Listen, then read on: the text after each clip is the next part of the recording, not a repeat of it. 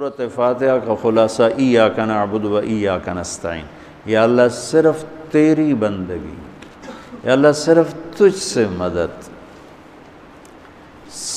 ایاک سارے طرفوں سے، وَإِذَا سَأَلْتَ فَاسْأَلِ اللَّهَ وَإِذَا اسْتَعَنْتَ فَاسْتَعِنْ بِاللَّهِ ایاک، کہ یا اللہ صرف تیری بندگی اور یا اللہ صرف تجھی سے مانگنا، تیرے آگے جھولی بھر، دنیا بھی اسی سے مانگنی ہے اور آخرت بھی اسی سے مانگنی ہے۔ اللہ نے ہمیں دنیا پہلے سکھائی، آخرت بعد میں سکھائی۔ ربنا آتنا فی الدنیا حسنۃ فی الآخرۃ حسنۃ وقنا عذاب النار۔ تو سارے آسمانی کتابوں کا خلاصہ یہ ایک جملہ ہے، ایاک نعبد۔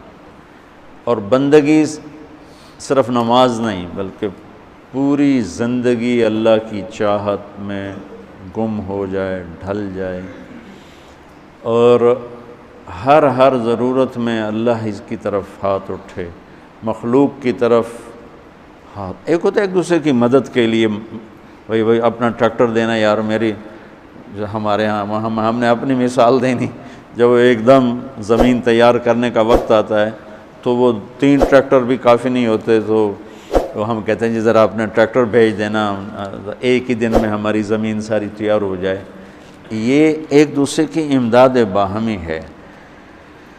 مدد جہاں انسان بے بس ہے، صرف اللہ ہی کر سکتا ہے، ان چیزوں میں اللہ کے سامنے جھولی پھیلانا، اسی کو پکارنا، اسی کے آگے ہاتھ پھیلانا اور اسی کے آگے سر جھکانا۔ تو سورۃ فاتحہ کو مجھے کوئی یاد پڑتا ہے، ایک دفعہ میں کہیں پڑھا تھا کہ اللہ اپنی ذات کو اتنے خوبصورت انداز میں بیان کرتا ہے، الحمدللہ رب العالمین الرحمن الرحیم مالک یوم الدین۔ یہ تو غیب کے صیغے کے ساتھ بات ہو رہی، لیکن اللہ اپنی ذات کو اس قدر خوبصورت انداز میں بیان کرتا ہے کہ ان 4 لفظوں میں اللہ سامنے آ جاتا ہے، تو سننے والا اللہ کو سامنے دیکھ کر کہتا ہے ایاک نعبد، تیری ہی بندگی کرتے ہیں، و ایاک نستعین، تجھی سے مانگتے ہیں، کیونکہ اللہ کو دینے کے لیے کہیں سے مانگنا نہیں پڑتا۔ وہ میں تھا گاؤں میں، تو ایک ہمارا رشتہ دار برادری، میں نے سب سے دوستی لگا کے رکھی، سب سے ملتا ہوں۔ مجھے کہنے لگا طارق میاں بندہ تو بڑا چنگا ہے، پر تو وابیاں نہ رل گئے ہیں۔ کیا وابی کون ہوندے؟ کہ جڑے پیرانوں نہیں مندے۔ ہے کہ پیرانوں تو سارے مننے ہیں، اللہ دے ولیاں دا کوئی انکار ہے بھلا؟ ہاں یہ آنے ہے بھئی پیر پتر نہیں دے سکدا تو پیر دعا دے سکدا ہے، پتر تو اللہ دیندا کہ ایہ تا گل، ہر پیر صاحب دا کوٹا ہے اللہ کولوں اندے وچوں لے کے دے دیندا، سمجھو؟ ہر پیر صاحب کا کوٹا ہے، اس کوٹے میں سے اللہ سے لے کر دے دیتا ہے۔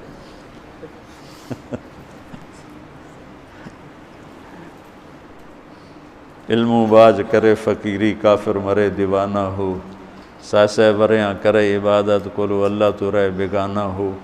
سلطان باہو رحمۃ اللہ علیہ کے 2 بول ہیں۔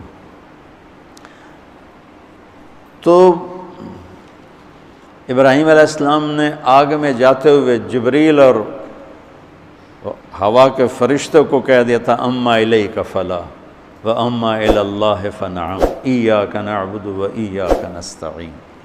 اللہ تعالیٰ نے اپنی ذات کو اس خوبصورت انداز میں پیش کیا کہ جیسے ہم اللہ کو دیکھ کر کہہ رہے ہیں ایاک نعبد و ایاک نستعین، یا اللہ صرف تیری بندگی کریں گے، یہ سر اور کہیں نہیں چکے گا، اور یا اللہ صرف تجھ سے مانگیں گے اور کسی سے نہیں مانگیں گے۔ قرآن وہ میں نے پہلے ایک مثال سے بتا دیا، یہ استعانت بالغیر نہیں ہے، بھائی مجھے قرض چاہیے اب مجھے 1 لاکھ روپیہ دے دیں، یہ اس میں نہیں آتا ہے۔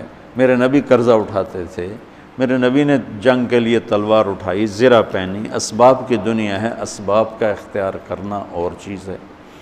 اور جن چیزوں میں اللہ کے سوا کوئی کرنے والا نہیں وہ لوگوں کے سامنے ہاتھ پھیلا دینا۔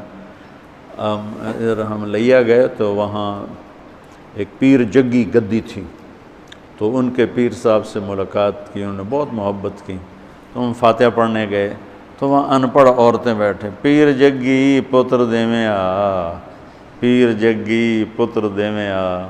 اللہ ان کو معاف کر دے گا، ان کو پتہ ہی کوئی نہیں ہے کہ پتر کون دیتا ہے، وہ سمجھے پیر ہی دیتا ہے، پیر جگی پتر دیویں آ۔ تو استعانت صرف اللہ سے۔ اگر آپ نماز کی عادت ڈال لو نا، آپ پڑھتے ہو لیکن ہر حاجت میں مصلی پہ آ جاؤ، پھر آپ کو ایاک نستعین کا مزہ آئے گا۔ اپنی حاجت نماز کے ذریعے اللہ کے سامنے رکھو۔ ایک بدو طواف کر رہا تھا، یا اللہ تجھے پتہ ہے نا میں بھی بھوکا ہوں اور میری اونٹنی بھی بھوکی ہے، اور مجھے کھانے کو میرے بچے بھی بھوکے اور میں بھی بھوکا۔ ایک آدمی ساتھ سن رہا تھا، تو اس نے جلدی سے اپنے تھیلی نکالی درہموں کی، کہ میرے بھائی قبول فرما، کا پیچھے ہٹ۔ تو اس سے لینا ہوتا تو اس کے گھر میں آتا، جس کے گھر آیا ہوں اسی سے لینا، چل چل مجھے نہیں چاہیے۔ وہ طواف سے فارغ ہوا تو اعلان ہوا فلاں ابن و فلاں کہاں ہے؟ تو یہ خود تھے، کہا جی میں ہوں۔ کہا آپ کے چچا کا انتقال ہوا ہے، تو انہوں نے اپنی ساری وراثت آپ کے نام کر دی ہے، چونکہ ان کی اولاد کوئی نہیں تھی۔ تو 1 منٹ میں اللہ تعالیٰ نے قبول فرمائی۔ ہشام بن عبد الملک اور سالم بن عبداللہ بن عمر بیت اللہ کا طواف فرما رہے تھے، تو ہشام نے کہا سالم کوئی ضرورت تو بتاؤ، تو وہ کہنے لگے اللہ کے گھر میں ہو کر میں اللہ کو نہ بتاؤں تمہیں بتاؤں، کتنے شرم کی بات۔ تو ہشام چپ ہو گیا۔ ہشام بادشاہ تھا بنو امیہ کا۔ تو جب دونوں باہر نکلے تو ہشام نے کہا اچھا اب تو بولیے، کوئی ضرورت بتائیں۔ تو سالم بن عبداللہ بن عمر، حضرت عمر کے پوتے، کہنے لگے کیا بتاؤں، دنیا کی یا آخرت کی؟ وہ کہنے لگا دنیا کی بتاؤ، آخرت کی میں کیا پوری کروں گا؟ تو وہ کہنے لگے دنیا تو کبھی اللہ سے نہیں مانگی، تجھ سے کیا مانگا؟ ما سألت من یملکھا فکیف من لا یملکھا، جو دنیا کا شہنشاہ ہے، دنیا تو اس سے کبھی نہیں مانگی، تم سے کیا مانگو؟ تو میرے عزیزو، سارے قرآن کا خلاصہ یہ 2 لفظ ہیں، ایاک نعبد۔ امت اللہ کے سامنے سر جھکا دے، ہر حرام چھوڑ دے، ہر حلال پہ آ جائے۔ بندگی صرف نماز نہیں ہے، بازار کی بندگی کیا ہے؟ سچائی، ناپ تول کا پورا ہونا، وعدے کو وفا کرنا، کھوٹ ملاوٹ سے بچنا، یہ بازار کی عبادت ہے۔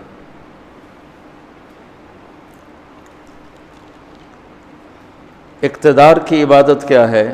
ظلم سے بچنا، اپنی طاقت سے کسی پہ ظلم نہ کرنا، انصاف کو ہاتھ سے نہ جانے دینا۔ وکالت کی، عدالت کی عبادت کیا ہے؟ ظالم کا ساتھ نہ دینا۔ سیاست کی عدالت کی عبادت کیا ہے؟ دنیاوی مفاد نہ اٹھانا، بلکہ قومی مفاد کے لیے اپنے آپ کو پیش کرنا۔ گھر کی بندگی کیا ہے؟ ماں باپ ہیں تو ان کی آنکھوں کی ٹھنڈک بننا، بیوی ہے تو اس کے دامن کو خوشیوں سے بھرنا، اولاد ہے تو ان کو ایسی محبت دینا جیسے میرے نبی حسنین کو دے کر گئے تھے۔ یہ اس طرح عبادت پھیلی ہوئی ہے۔ بہن بھائی ہیں تو ان کے ساتھ شیر و شکر ہو کے رہنا، ان کی کمیاں زیادتیوں سے درگزر کرنا، یہ ایاک نعبد ہے۔ صرف نماز کے اندر نہیں ہے ایاک نعبد، بلکہ پوری زندگی ایاک نعبد ہے۔ تو میں کہا کرتا ہوں سچائی، دیانتداری اور انصاف، یہ 3 چیزیں اگر آپ کے اور میرے اندر ہیں تو ہماری پوری زندگی عبادت بن جائے گی، پوری زندگی بندگی بن جائے گی۔ وَإِيَّاكَ نَسْتَعِينُ، جب اس کے سامنے سر جھکاؤ گے پھر ہاتھ اٹھاؤ گے تو مزہ بھی آئے گا، مانگنے کا بھی، اس کے دینے کا بھی۔ اس کو کون سا کہیں سے لینا پڑتا ہے؟ جو وہ نباتہ بن یزید نخی رحمۃ اللہ علیہ تابعین میں سے ہیں، اللہ کے راستے میں جا رہے تھے، گدھا مر گیا، تو نیچے اتر کے 2 نفل پڑھ کے کہنے لگے یا اللہ تو بے نیاز ہے، تجھے تو کسی چیز کی ضرورت نہیں، اور میں تو مسافر ہوں، مجھے اس کی ضرورت ہے، اسے زندہ کر۔ اور ایک چھڑی ماری، قم بیزن اللہ، گدھا اچھل کے کھڑا ہو گیا۔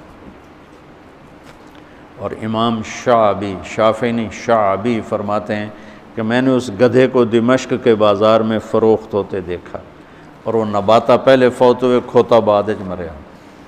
ایسی دعا قبول ہوئی۔ تو انشاءاللہ تھوڑا تھوڑا اس کو